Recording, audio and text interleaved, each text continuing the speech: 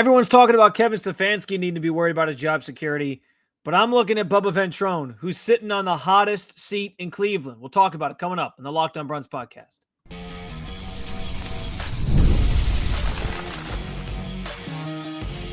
You are Locked On Browns, your daily Cleveland Browns podcast.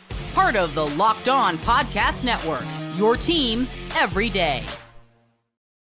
What's up, Dog Pound? I'm Spencer German, your host of the Locked On Browns podcast, and proudly covering your Cleveland Browns each and every single day in the land and on the road. If you think Kevin Stefanski's seat is hot, you should check the temperature of Bubba Ventrone's. Why week 2 felt all too familiar for Browns fans, and where do the Browns go from here? We'll talk about all those things in reaction to the Ravens dismantling of Cleveland 41-17 today.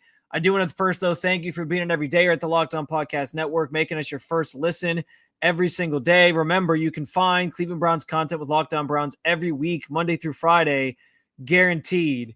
And we have a lot to get into with this game, but I think I'd be remiss if I didn't start with the area of the game that was the biggest detriment to this team today.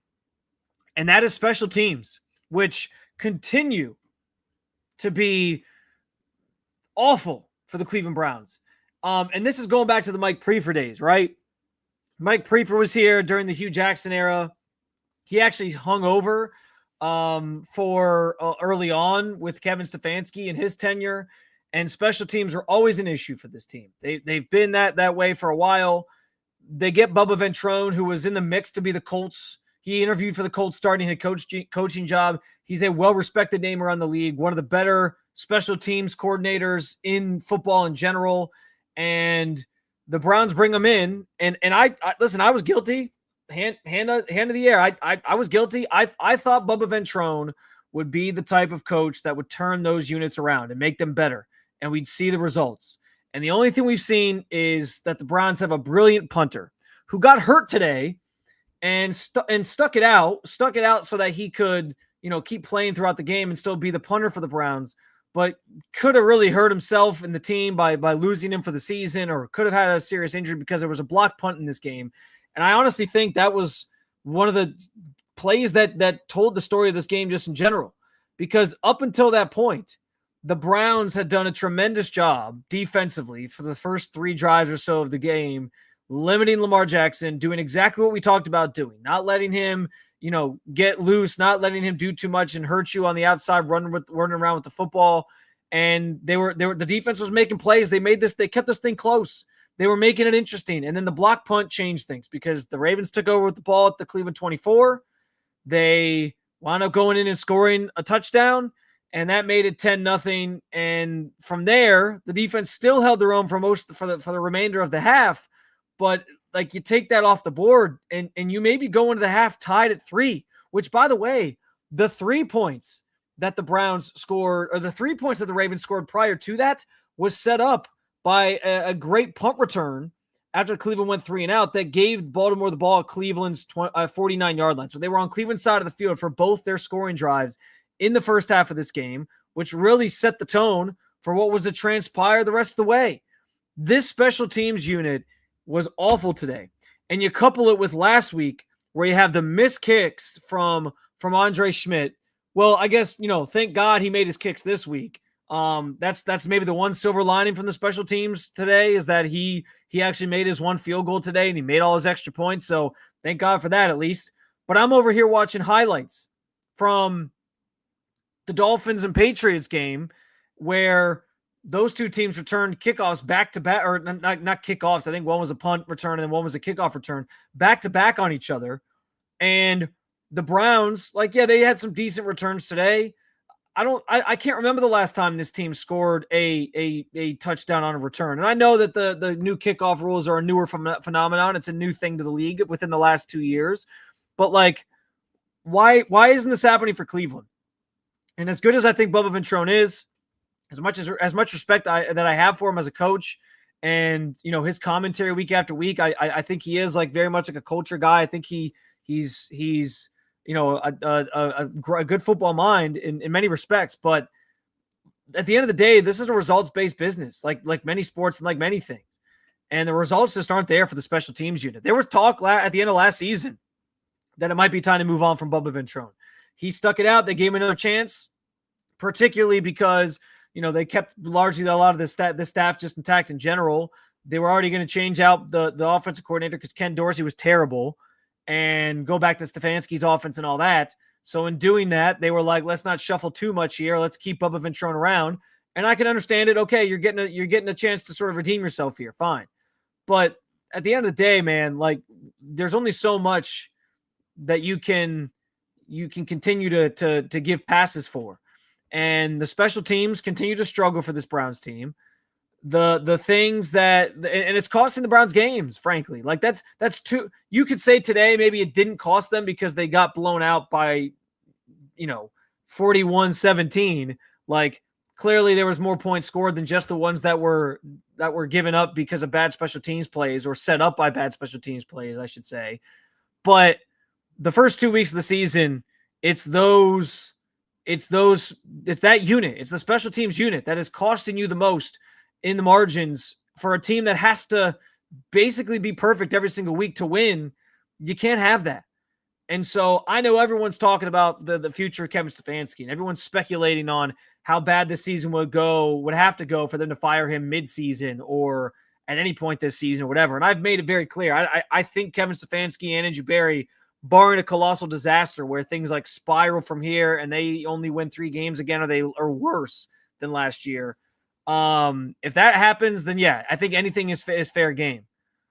But if barring that, I think both of them are back next year, because everything that was said from Jimmy Haslam throughout the offseason was that they're going to be patient with finding the quarterback position and figuring that out. Fine. Okay. That's their plan. That's their game plan. So we'll see what that looks like. But if as much as people are worried about Kevin Stefanski, and not worried, but like talking about Kevin Stefanski and how hot his seat should be and whether or not he should still be coaching here and if he should be fired at some point this season, I think the hottest seat within this organization right now is without question Bubba Ventrone, because 2 weeks into the season, you're 0-2, and the story of those losses can be told by special teams blunders, the units that he's in charge of. That's not good. He was supposed to change those aspects of the game around. They've maybe gotten slightly better in the return game at times or in areas. But even last year, like you remember the Kadarius Toney experiment and all that. And I understand like there was a couple years there where like they tried Jakeem Grant as a returner and he got hurt, and that's unfortunate. But man, like I don't know how many more years or how many more games you can sit there and watch these special teams units cost the Browns games and have these blunders that basically hand points the other team or take them off the scoreboard for the Browns, and somebody doesn't pay for that. They let Dustin Hopkins pay for it for last year's woes by not retaining him this year. But at some point, Bubba, all signs are going to have to point to Bubba Ventrone. Like I said, I like Bubba Ventrone, man. I do. But it's 2 weeks in a row now. And the blocked punt, the bad, they gave up a big return to the Ravens that set up the first field goal of the game, the first points of the game. It's the same.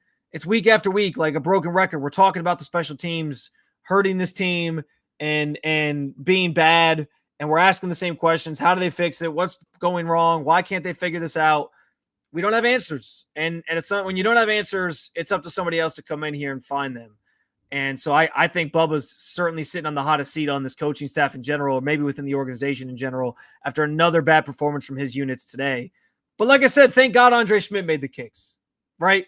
That's the one thing we can hang our hat on from the special team side of things. Special teams were a big part of it, but guys, this loss today felt oddly familiar to 2024.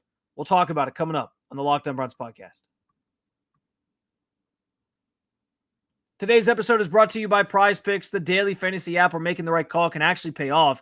You and I make decisions every day, but on PrizePicks, being right means cashing in. With football back, PrizePicks is the simplest and fastest way to get in on the action. Just pick more or less on 2 to 6 player projections, and you can turn your takes into real prizes all in less than 60 seconds. It's quick, easy, and honestly, my favorite way to follow along with football. I love checking projections like Josh Allen for more or less than 270 yards passing, or Saquon Barkley for more or less than one rushing touchdown, which he already has one today, by the way. And this year, they're offering max discounts, which give you easy opportunities to cash out. For example, next week, they have a max discount on Patrick Mahomes, 0.5 passing yards. Easy money. You play more and you win. Download the PrizePicks app. Use code LOCKEDONNFL to get $50 in lineups after you play your first $5 lineup. That's code LOCKEDONNFL for $50 in lineups after you play your first $5 lineup. PrizePicks, it's good to be right.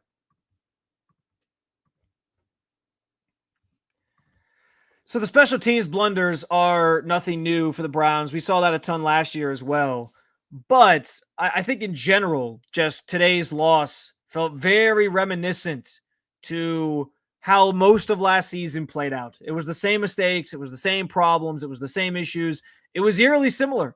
And what's disappointing is, listen, nobody in their right mind that's watching this show right now, that listens to this show, that listens to other Browns content or is part of Browns content, nobody thought that this team, nobody was saying that this team is like a bona fide playoff team or a Super Bowl contender. We know that that was not the case this year.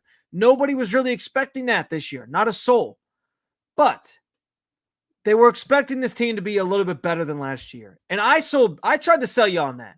I told you guys, the offense, if it could just be average, if it could just be competent, they'll be okay. Because I thought the defense was going to be really good. What did we see again in week 2? Defense, really good. Really good for as long as they could possibly be good. I know the lopsided score is going to tell a different story, but let's not get it twisted. That defense had the Browns in that game for as long as they could, up until Joe Flacco throws an interception in the third quarter that gives the Ravens the ball at the Browns 5-yard line, and they almost had back-to-back basically like goal line stands, to not even maybe not goal line stands, but they almost had like back-to-back situations where they held Baltimore from scoring inside the red zone after they forced a field goal the drive prior.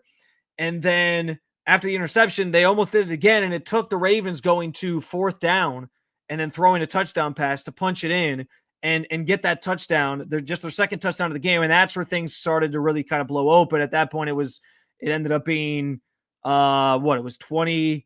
It would have been 20-3. And then the Browns scored to make it 20-10. And then it all spiraled out from there because the Ravens went field goal, touchdown after the interception, then touchdown.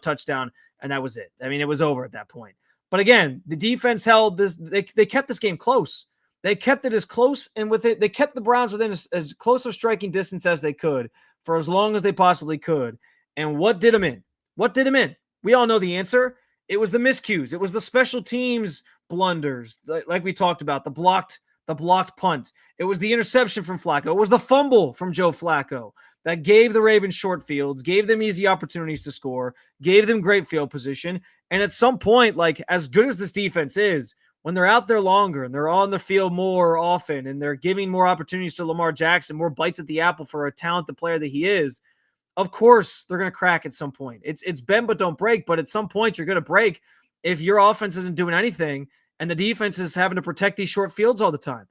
Where did we see that? We saw it last year. It was characteristic of the exact same thing that played out last year. Offense goes 3 and out, get the ball back to the defense. Defense holds. Great. Offense comes back. They go 3 and out again. Great. Offense maybe kicks a field goal. They're in this game. Okay. Then the defense holds again. But then the offense goes 3 and out or throws an interception, and then the Ravens go down and score. Like I felt like I was reliving 2024 all over again for at least the early portion of the schedule where the offense could do nothing with Deshaun Watson. But even you blend in the late part of the season with Jameis Winston because it was all the turnovers, and you got both. You got both today. You had the turnovers. You lose the turnover margin 2-2. There was I felt like untimely penalties today. Cameron Mitchell was getting cooked on defense. That was one thing that obviously stood out about the defense on a bad note from them. But the offense struggled yet again. And I was selling everybody on the idea that this offense was going to be competent. Kevin Stefanski ran a more stringent training camp in preseason. He was out there trying to make sure that they were going to start the season fast and everything was going to be up to speed and everything was going to be ready to go. The defense got the memo. The offense did not. This unit looks like it goes down without much of a whimper. They struggle to move the ball up and on the field. They can't finish drives with points, which is, again, that's the point of offense, right? And these guys all talk about it. Flacco talked about it this week. We got to finish more drives with points. We got to finish more drives with points. Well, what did they not do? Finish more drives with points. It was a disaster. It was an utter disaster how it all played out this week, or how it all played out on the field this week. And your result is 41-17. But I felt like I was living in 2024 again, which is disappointing because, as I said, nobody was expecting a Super Bowl run from this team. Nobody was expecting even playoffs, I think, in most cases from this team. But they expected the team to be more competitive. They expected the team to be better. Myles Garrett's using phrases after the game about basically saying this was embarrassing, and other guys are calling it embarrassing. And Joe Flacco said he was embarrassed about both his interception that he threw, where he basically said he didn't think it was going to be an interception. He thought that was avoided no matter what, but that he forced the ball there and he wants that one back, obviously. It was a bad play, and the fumble was kind of a close one. It was bang, bang. Like, it looked like he could have been down. Obviously went to review it in real time during the game, but it didn't work out. But still, like, this was an embarrassment. And as much as I thought last week, you were seeing the remnants, at least, even in defeat, of a different Browns team with a different sort of aura around it in terms of competitiveness. I mean, they made that game a dogfight, and they arguably would have won it if you're just going purely off of points left off the scoreboard. They would have won it because they would have scored more points than the Bengals had they made a field goal at least, or even the PAT to tie it. It would have been a different ball game at that point. They made it interesting. They gave themselves a chance in that game, and I thought we'd see something similar this week. I thought we would see a team that was going to be motivated by the 11.5-point spread.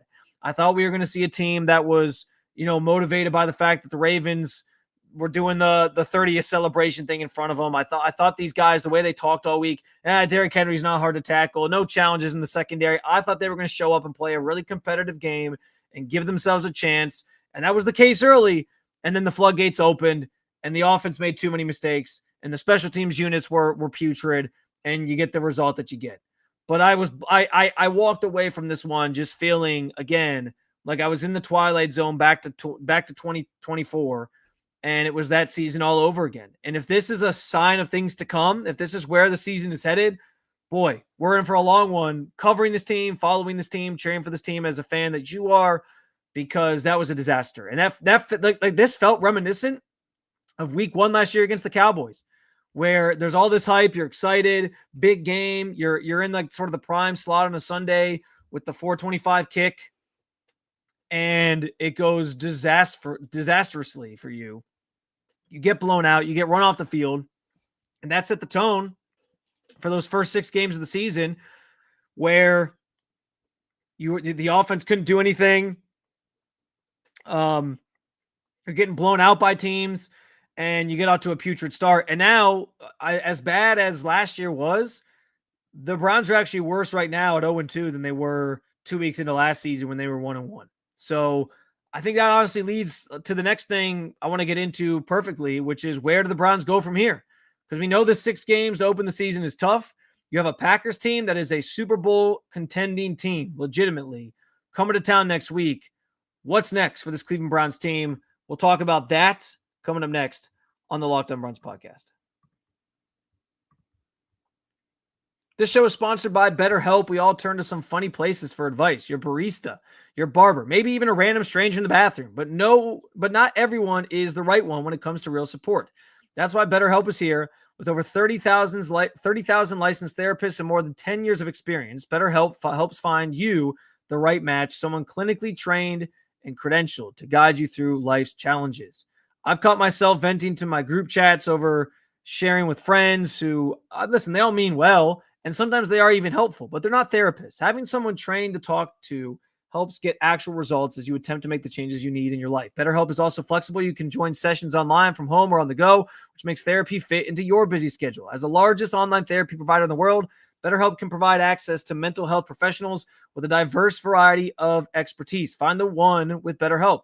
Our listeners get 10% off their first month at BetterHelp.com/LockedOn. That's BetterHelp, HELP.com/LockedOn. This episode is also brought to you by Upside. Hey, Locked On Browns fans, are you still paying full price for gas? Stop leaving money behind. Get real cash back every time you fill up with the free Upside app.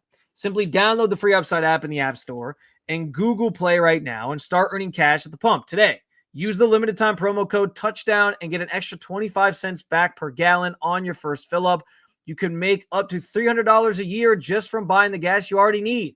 At first, I thought it was too good to be true, but I'm telling you, it's totally legit. Real people are getting paid just to make their daily commutes, and you can too. Plus, you can cash out anytime with your bank account, PayPal, or any gift card for Amazon and other brands.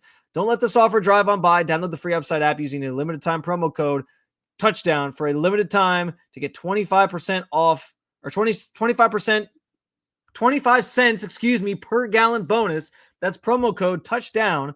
Offers vary by user and location. Go to upside.com for terms and conditions. That Upside app read went about as well as the Browns game did today for me, so I apologize for that. But do use the promo code. Get that cash rewards on filling up for gas. In the meantime, though, the Browns are in a precarious situation moving forward because they're sitting at 0-2, which is worse than last year. We know what awaits on this schedule. We talked about it ad nauseum so much throughout the offseason. This is a gauntlet of a schedule, and it doesn't get any easier next week when the Green Bay Packers, the 2-0 Green Bay Packers, come to town to Cleveland, looking to go to 3-0 and embarrass this Browns team the way that the Ravens just embarrassed them on Sunday. It could get ugly. It's not going to be pretty. The offense is going to have to score more than 17 or 16 points. That's going to be a common theme until they're able to do that. And they have to find ways to finish drives with points and help this defense out. And I honestly think like that's one of the most disappointing things about a loss like Sunday and really even week one is that you waste a brilliant performance from your defense. And talking, by the way, about, reminiscent to last year, there was a number of games last year where we walked away and it was like, holy crap, they played so well on defense and they wasted that brilliant performance. And that was the case today. Maybe not today because, like I said, it's not all on the defense, but when you give up 41 points, you're going to probably lose. But like last week, that was certainly the case. They played one of their best games. The offense actually, was able to do some things and made it, set them up to win the game, and they couldn't finish it.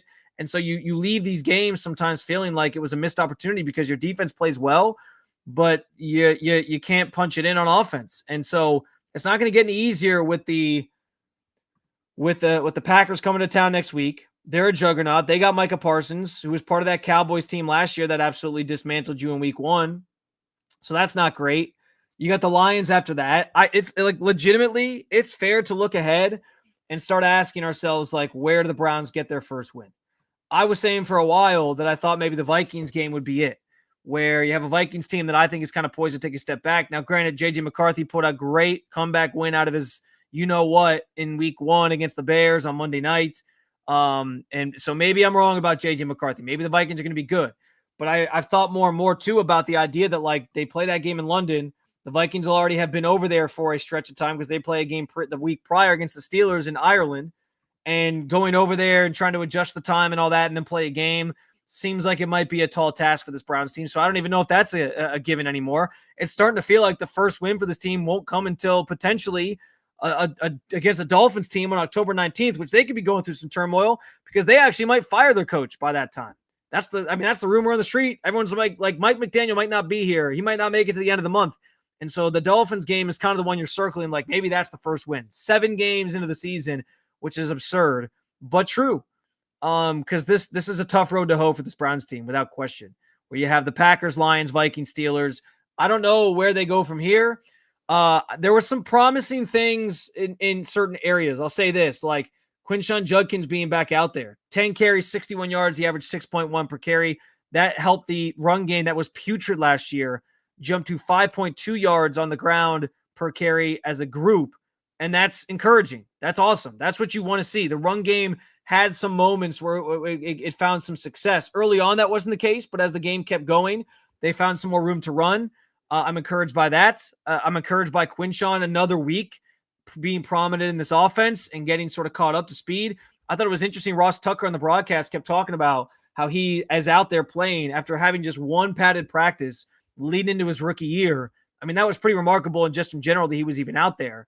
And he's only going to get better as time goes on. So I'm encouraged by that. Maybe that helps the offense to finish some drives and do some things and have some more success. That's the hope. I'm encouraged by that. I continue to be encouraged by the defense. I don't know like how you slow down some of these teams that are coming up on the schedule. I know there's a lot of people, and I see this in the comments as well, who are already saying quarterback change. Stefanski put that to bed pretty quickly after the game, and I do want to talk about that more with you on on my bonus show for Monday that I'll talk about. So we'll get into that a little bit more tomorrow, the quarterback situation. But I'll tell you just sort of in short here, at least, we knew what the deal was when they signed Flacco, when they named him the starter. The deal was he's starting this season. He's going to get a legitimate shot to play. And until they decide like this thing is going in the complete wrong direction, he's probably going to play for a little while here. My guess is that first 6 games is kind of what you're looking at. They might even prolong it a little bit further to get to the bye week to then position Dillon Gabriel to get some extra prep before he actually starts. I know what everyone's going to say. They saw the throw he made for that touchdown at the end of the game in garbage time, and they're going to say, look how great it was. Fine, but it was also against the Ravens backers. Everybody had kind of called off the dogs at that point. So there's some context there. I know Flacco didn't play well today. I get the frustrations there. It also wasn't all on him. I thought the offensive line had a lot of issues. There was a lot of rotating in and out as well because, let's just DeJuan Jones was kind of in and out of the lineup at times today because he was dealing with something. And so that didn't really help matters either, which basically meant that you were starting KT Leviston at left tackle. And there was a play where Flacco, I think, got sacked actually, and he completely just got like outclassed. Dude ran right by him for a sack. Like it was bad. The offensive line wasn't great in pass pro today, so that wasn't helpful. There was a lot that went wrong. And listen, this Ravens team is good. So it's not that I didn't expect like something like this could happen. It's just I expected a more competitive Browns team in general this year. The way they talked all week, it seemed like it was setting the tone for them to maybe make this thing interesting. And they tried for a while, but this offense being as inept as it is, and I thought it would be better, was reminiscent of last year. And unless it turns itself around, it's going to be a problem. I get where people are going to say the quarterback thing maybe fixes it. I don't know if that's the case though. I think it's going to take some time to actually get to Dillon Gabriel though, because I think they want to be patient. I think they want to give Flacco a legitimate chance. I think the veterans kind of feel, and you do have some veterans to sell this season to, that having a veteran quarterback out there is probably for the best of the team right now. And until they decide otherwise, Stefanski has been pretty patient with other quarterbacks over his time here before just pulling the plug. I don't know that we're going to get that quarterback change just yet. So in terms of where they go from here, you got to try to lick your wounds here a little bit and get ready for a Packers team. But we are staring, as we look ahead on the schedule, at this Browns team potentially starting 0-6 to the start of the season. I'm not even joking about that. Like I tried to sort of find places to win. I thought last week was one. Last week was the easy one. I thought the Vikings too. Now I'm not so sure, but it's not looking good as the Browns continue on this gauntlet that they have, and they've already started 0-2. And maybe after an 0-6 start, that's where Flacco, it's time to pull the plug on Flacco. We'll see. But I don't think that's coming anytime soon. Now, I will talk more about the quarterback position, what the Browns do, why they're unlikely to go to Dillon Gabriel too soon on a bonus episode for Monday, tomorrow of the Locked On Browns podcast. So be sure to stay tuned for that, because we'll rehash this all again. I'll probably go back and try to watch the game tonight or tomorrow morning before I drop that episode. We'll also hear from Kevin Stefanski on Monday, so we'll have some comments there. But in the meantime, it's another episode down with your Dog Pound. Thank you for joining me as always to talk about your favorite football team. If you like what you heard, make sure you hit that subscribe button. Make Locked On Browns your first listen every day, wherever you get your podcast, and at the Locked On Browns YouTube channel. I hate that it has to be in these circumstances after such an embarrassing loss, but here we are, and there might be more on the horizon given how the schedule lays out for the Browns, obviously. Make sure for your second listen, you try to keep it local. Check out Locked On Cavs or Locked On Guardians. Thank you for being on every day or at the Locked On Podcast Network. I will talk to you again real soon, Cleveland. See you.